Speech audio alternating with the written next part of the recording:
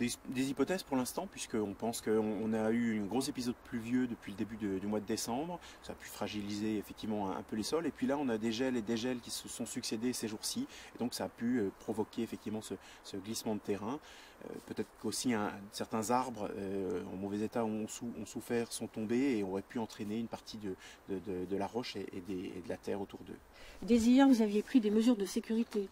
Oui, en fait, certains de nos agents, en constatant, en faisant leur tournée d'inspection, avaient constaté effectivement des chutes sur le petit chemin qui longe. Là, il y a d'abord une route, puis ensuite un petit chemin, et ensuite donc le coteau, et sur le chemin pédestre. Et ils avaient trouvé des blocs de roches, et donc par sécurité, ils avaient fermé dès hier midi l'accès aux piétons. Qu'est-ce qui va se passer dans les prochaines heures? Ce qui va se passer dans les prochaines heures, c'est qu'on a maintenant stabilisé un périmètre de sécurité tout autour de la zone. On se demande si on ne va pas avoir quelques chutes de roches encore qui peuvent intervenir dans les heures qui viennent. Donc on a stabilisé de manière assez large autour de la zone concernée.